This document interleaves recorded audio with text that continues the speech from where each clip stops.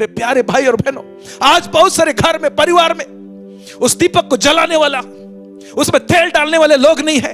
आज कलीसिया में तेल डालने वाले लोग नहीं है। Thank you Jesus.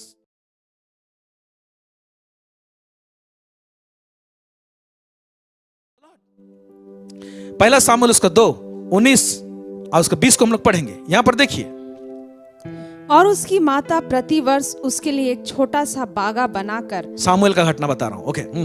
जब अपने पति के संग प्रतिवर्ष की मेल बलि चढ़ाने आती थी, तब बागे को उसके पास लाया करती थी।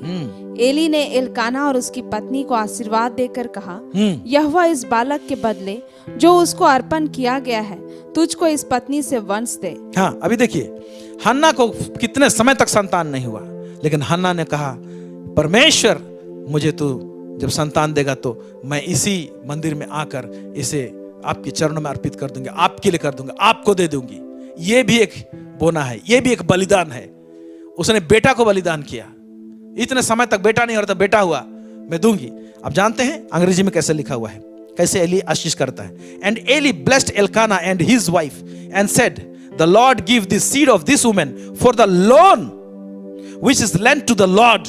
इसका मतलब समझ रहे हैं आप? वो लिख रहा है कि सामुएल को तो तुमने अर्पित कर दिया और परमेश्वर को तुमने लोन दे दिया, और इस लोन के बदले परमेश्वर तुमको आशीष दे।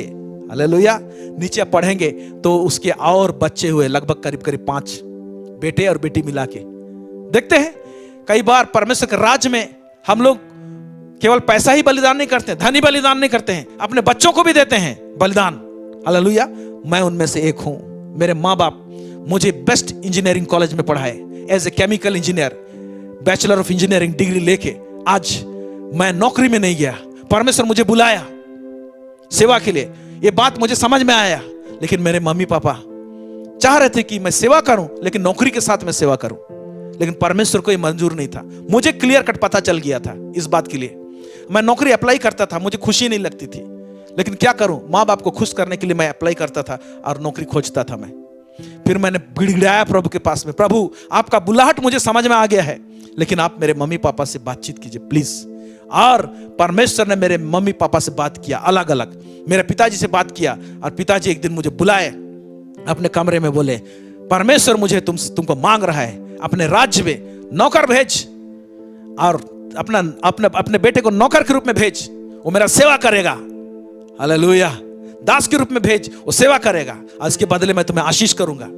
मेरे पिताजी ने डायरेक्ट मुझे कहा, मुझे यह नहीं मालूम कि परमेश्वर किस तरह से बात किया, ड्रीम्स में बात किया, विजन में बात किया, जो भी किया, लेकिन ऐसा ही कहा। मैंने अपने पिताजी से कहा, क्या आप श्योर हैं? बोले हाँ मैं श्योर हूं, अब मैं तुम्हें कभी नहीं रोकूंगा, जा तुम फुल टाइम मिनिस्ट्री कर, सेवा कर, मैं तुम्हें रिलीज करता हूं बोल दिए, और रिलीज कर दिया। उसी तरह से एक मीटिंग में मेरे मम्मी से परमेश्वर ने बात किया। हालेलुया।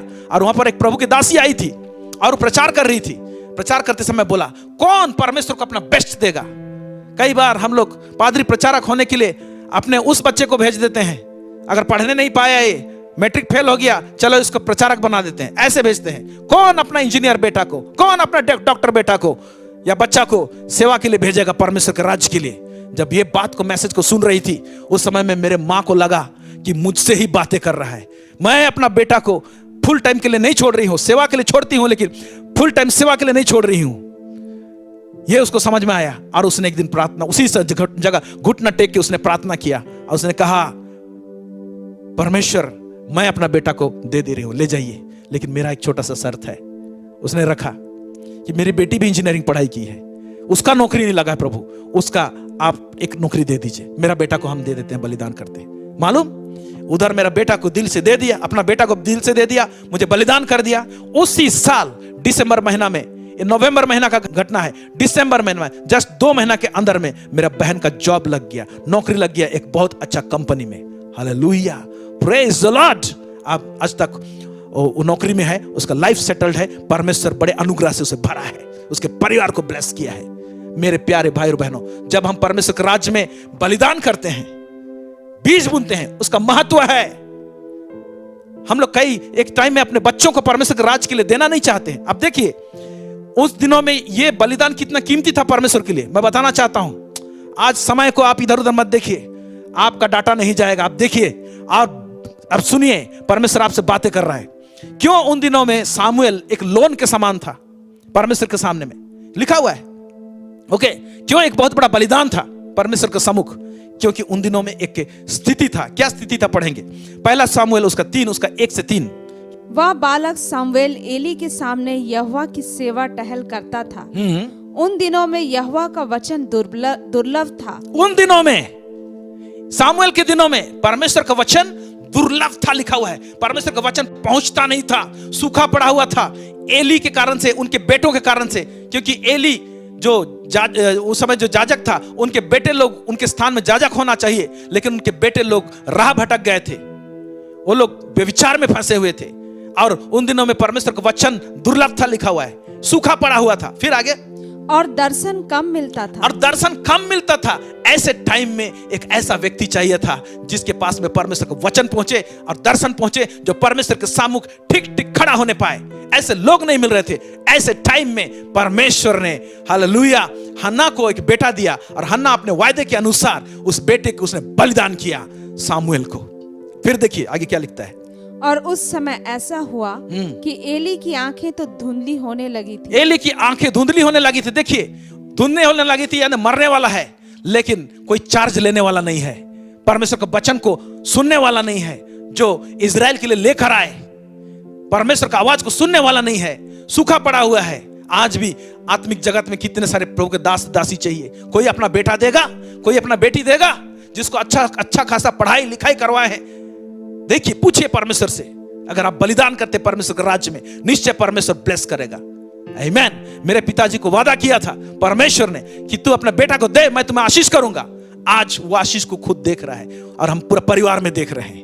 आमीन। जब तक उन्होंने रिलीज नहीं किया था, जब मैं मिनिस्ट्रिंग करता था, वचन प्रचार करता था, ऐसा लगता था कि मेरे पीछे में एक हुक फंसा हुआ है, और मैं पूरी रीति से, मैं फुल फ्लेज सेवकाई करने के लिए मुझे दृढ़ता नहीं होती थी। लेकिन जिस दिन मेरे माँ बाप मुझे परमेश्वर के राज्य में बलिदान कर दिए, उस दिन से मैं अधिकार के साथ में प्रचार करने पाता हूं। उस दिन से मेरे जीवन में प्रकाशन बढ़ गया। उस दिनों के बाद में मेरा स्पिरिचुअल लेवल बढ़ने लगा। हालेलुया। यस यस, ला ब्राकाटे रोको थबा जमाती अलाबा सांदे। Praise the Lord, praise the Lord. हाँ, आगे पढ़ेंगे। और उसे ना सूझ पड़ता था। उसे ना सूझ पड़ता था। फिर जब वह अपने स्थान में लेटा हुआ था, और परमेश्वर का दीपक अब तक बुझा नहीं था। अब यहाँ पर ऐसा क्यों लिख रहा है? आज मैं ध्यान दे रहा था। और परमेश्वर का दीपक अब तक बुझा नहीं था। कौन सा दीपक? एक लैंप स्टैंड था, एक दीपक था, जो महापवित्र स्थान में रखा जाता था और संदूक के पास में रखा जाता था। अब तक बुझा नहीं था। ऐसा क्यों लिखा अब तक बुझा नहीं था? मेरा क्वेश्चन आया, इससे पहले बुझा था क्या? अब तक बुझा नहीं था मतलब इससे पहले बुझा था क्या? उनको लगता है इससे पहले कभी बुझ भी जाता था। इसीलिए वचन दुर्लभ थे, दर्शन दुर्लभ थे। क्यों बुझता था? जब तक इस दीपक में तेल ना डाला जाए सफिशिएंट, और जब खत्म हो रहा है, खत्म होने से पहले ना डाला जाए, तो दीपक बुझ सकता है। अभी सामुएल तो छोटा होकर बड़ा हुआ, इससे पहले एली के बेटे लोग थे, लेकिन एली के बेटे लोग व्यभिचार में फंसे हुए थे। पढ़िएगा, वो लोग को ध्यान नहीं था परमेश्वर के भवन के विषय में। वो लोग सिर्फ अपना खुद का जिंदगी जी रहे थे। तो हो सकता है ये लोग तेल नहीं डालते थे होंगे। हो सकता है कि कभी कभी बुझ भी जाता था होगा। परमेश्वर का आज्ञा था कि वो दीपक कभी बुझना नहीं चाहिए, कंटिन्यू जलना चाहिए। इसीलिए शायद ऐसे लिखा हुआ है, बुझा नहीं था। यानी सामुएल जब से आया और टेक ओवर किया, और सामुएल जब से बड़ा होने लगा और उस संदूक के पास में सोने लगा और तेल डालने लगा, हालेलुया, रामा खाता खाबा, उस दिन से वो दीपक कभी बुझा नहीं। मेरे प्यारे भाई और बहनों, आज बहुत सारे घर में, परिवार में उस दीपक को जलाने वाला, उसमें तेल डालने वाले लोग नहीं है। आज कलीसिया में तेल डालने वाले लोग नहीं है। Thank you Jesus. कहां है कोई बेटा को बलिदान करने वाले लोग, कोई अपना बेटी को बलिदान करने वाले लोग परमेश्वर के राज्य में, जो कि प्रार्थना करें, जो कि दुआ करें?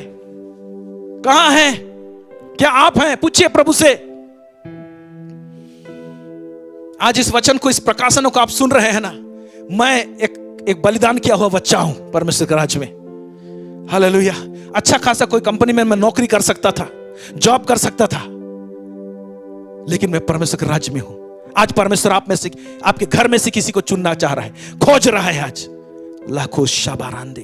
अब देखिए, जिस दिन से सामुएल उसमें तेल डालना चालू किया होगा, मैं समझता हूं उस दिन से दीपक बुझा नहीं, उस दिन से। और तेल कैसे डालते थे मालूम? तेल कब खत्म होगा मालूम नहीं। हो सकता है सामुएल रात रात को उठता था, चेक करने के लिए उठता था, फिर तेल डालता था, फिर सोता था, फिर चेक करने के लिए उठता था। वो अपने रात का नींद को वो सैक्रिफाइस किया। सामुएल छोटा लड़का अपने रात भर की नींद को सैक्रिफाइस करता था। लेकिन उसी टाइम में एली के बच्चे लोग, अब पढ़िएगा, लिखा हुआ था कि मंदिर में जो स्त्री लोग आते थे उनके साथ व्यभिचार करते थे, सोते थे। वो लोग स्त्री लोग के साथ में सोते थे, आराम फरमाते थे। लेकिन सामुएल वो संदूक के पास में सोता था और रात रात को जागता था, नींद को मारता था। और परमेश्वर ने इस नींद का सैक्रिफाइस को देखा और एक दिन परमेश्वर ने कहा, सामुएल सामुएल, हालेलुया, सामुएल सामुएल। छोटा लड़का को समझ में नहीं आ रहा है कौन पुकार रहा है। फिर एली से जाके मुलाकात करता है। एली उसको गाइड करता, उसको बताता है। नेक्स्ट टाइम 2-3 बार ऐसे होता है। फिर बोलता है, जब ये आवाज सुनोगे तो बोलना, हे परमेश्वर कहा तेरा दास सुनता है। और देखिए परमेश्वर का बात पहुंचता है। उन दिनों में जब दर्शन दुर्लभ था, दुर्लभ ड्राई सीजन में एक वचन को लेकर आना, एक दर्शन को लेकर आना, किसी का सैक्रिफाइस है वहां पर। हन्ना का बलिदान है, सामुएल का नींद का बलिदान है। तब जाके परमेश्वर का वचन आया। आपके जीवन में आज वचन नहीं पहुंच रहा है, आपके जीवन में प्रकाशन नहीं आ रहा है। क्यों? आप रात के टाइम में उठते नहीं हैं, सुबह के टाइम में उठते नहीं, प्रार्थना नहीं करते हैं। कैसे आएगा? इन चाबियों को क्यों नहीं लगाते हैं? मिडनाइट प्रेयर का चाबी को क्यों नहीं लगाते हैं? मॉर्निंग भोर का टाइम का चाबी को क्यों नहीं लगाते हैं? परमेश्वर के राज में कुंजियां काम करती है। और सबसे बड़ा चीज बलिदान एक चाबी है जिसमें हम नींद को बलिदान करते हैं। परमेश्वर के राज में हम बच्चों को सेवा के लिए भेज देते हैं, वो एक बलिदान है। लाखा मसूरो मांदे। आमेन आमेन आमेन आमेन जीसस, थैंक यू लॉर्ड। इन बातों को हम लोग देखते हैं मेरे प्यारे भाई और बहनों। Hallelujah hallelujah. मैं समझता हूं आप लोग विश्वास कर रहे हैं इन तमाम बातों को, आप समझ नहीं पा रहे हैं इन तमाम बातों को। इसलिए अपना आत्मिक स्थिति परिस्थिति को सुधार लें, ठीक कर लें। आमीन।